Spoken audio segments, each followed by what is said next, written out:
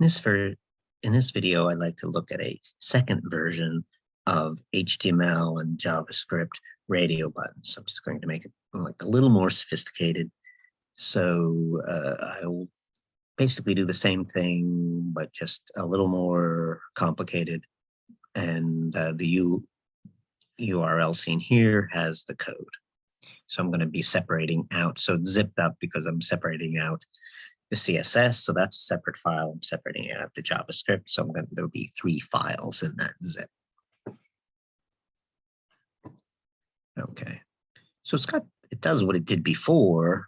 We have a set of radio buttons to choose a size. One of the differences, previously I was pre-selecting small, this time I'm not. So I'll have to handle that. What happens if I don't select a size? It says, please choose a size. And if I then choose a size, it gets displayed down here and pops up an alert. And I think I also have it in a console log. There's the console log. And if they change their mind, it's clearing out the space. And also, so I have the radio button events, I have the button events. And so let's start to have a look. Okay, so I had in the HTML, I have the style pulled out into an external style sheet called not_much CSS, and we looked at that in the previous example, and I don't think that anything's changed. Here's some specific radio button stuff that I have an input of the radio type if the radio button is checked, and then this is its sibling, which is a label, and then this is the normal color is goldenrod, and this is gold, so that makes it that little bit of a brighter yellow when it is the selected one. Okay, but we looked at CSS in the previous example, so that's enough of the CSS. Let's look at the HTML. Oops. And I have the radio buttons and labels. So here is my input of the radio type. I gave it an ID, and the ID is going to connect to the 4 of the label to make them a pair. And then the name, which is what groups the radio buttons together so that I can only choose one. So this has the name as a purpose of grouping the radio buttons together. And that's in terms of JavaScript code. I work more with the name. I work with them more as a set. But the purpose of the ID here is to connect it to the label. The label has a 4 property. The input of the radio type has an ID, and those things match, including case, and that makes them work as a team, so that if I click on the label or on the button, it has the same effect. So that's the ID, it's the type of radio, the name, and then I have a value. And the value is what I get from the radio button working behind the scenes. I took out any on click. I'm going to use an addEventListener, and that's going to be in my JavaScript, and my JavaScript is going to be in a separate file. And then I'm all ready to move on to the label. So I have radio button for small, medium, large, extra large, and their corresponding labels. Here is my button. And again, there's no on click. I'm going to move to an addEventListener for that. Here's the div for the result. And then I don't, instead of having my code down here at the bottom of the page, I'm just having a sort of connecting to an external JavaScript file. Okay, so now let's look at the external JavaScript file. Okay, so lots of comments, and this is going to be me blah, blah, blahing, but this is me taking the disabled property of the button and setting it to false. So if the button got disabled for any reason, and then I refresh the page, it will get sort of re-enabled and I can click it again. I'm adding an event listener to handle the click of the button, then I'm going to call handle button. I'm going to grab in code so rads is an array of elements that all have the name radSize. So I gave all of my radio buttons the same name, so they were grouped together, and I could only choose one. That's how radio buttons work. And this is grabbing them all for me. So rads grabs them all for me. I want to give the radio buttons an event. Now, rads is an array, and addEventListener doesn't work for arrays. It works for HTML elements. And so each element of the array, I can add an event listener to, but I can't add an event listener to the array. So I don't say rads add event listener.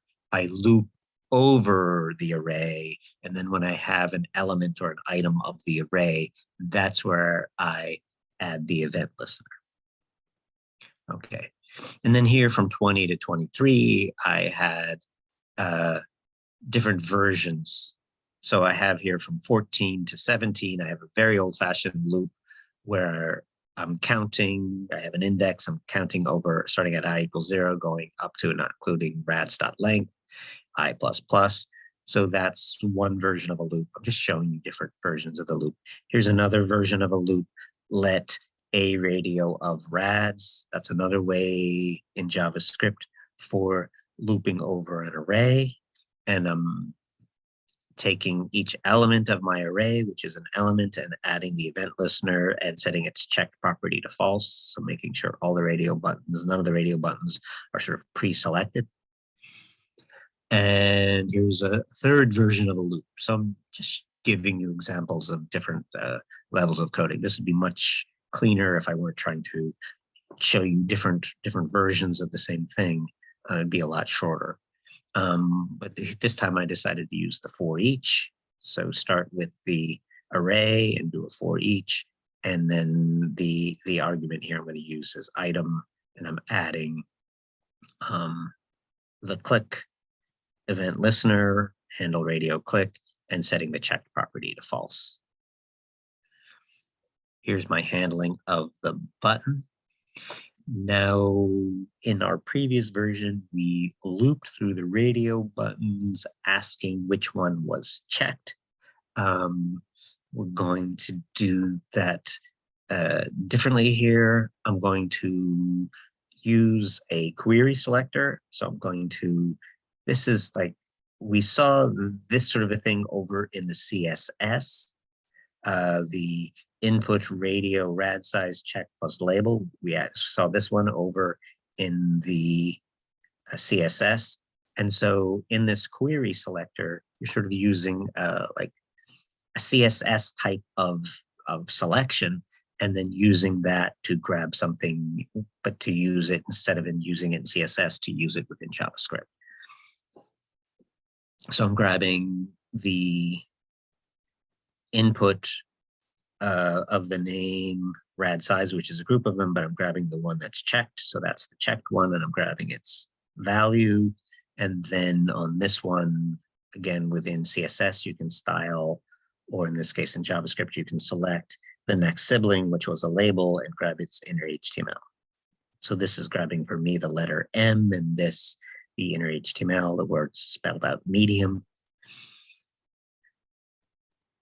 Now I put this in a try catch because it might not work. If they did not choose any of the radio buttons, then there would be no checked thing to grab the value of, or no checked thing with a neighbor, which is a label, to grab its inner HTML. So this might not work if the user hasn't selected a value. So I put it in a try catch. And the catch just says, please choose a size. So that's, I showed that at the beginning. If I don't choose a size, I get this alert. But if they do choose a size, I'm using the query selector. Again, I could loop. I'm just showing you different ways to do the same thing, but I'm using the query selector to grab the value of the checked button and the inner HTML of the label next to the checked button, the checked radio button. I'm alerting it. I'm console logging it. I'm changing the inner HTML of div result, and I'm disabling the button.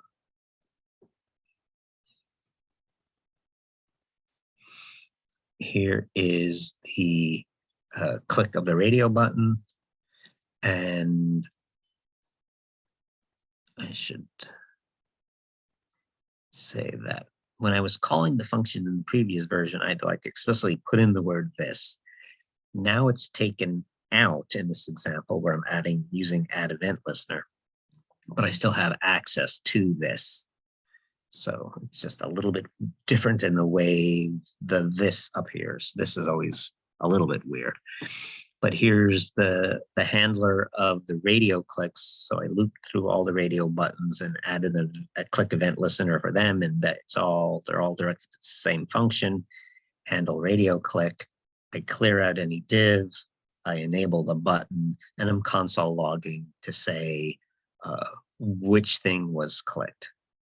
So let me just look at that, and it's telling me here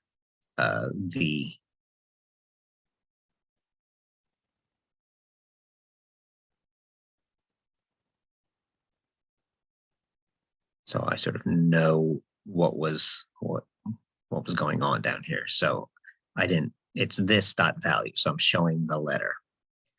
I'm just curious if I say this, if I just say this, what does it say?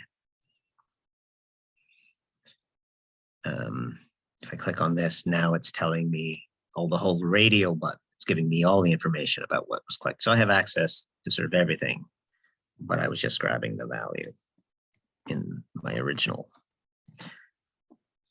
And there I am at the bottom. I've shown you the CSS and the HTML and the JavaScript. So that is what I wanted to show you in version 2 of radio buttons. Thank you for your attention.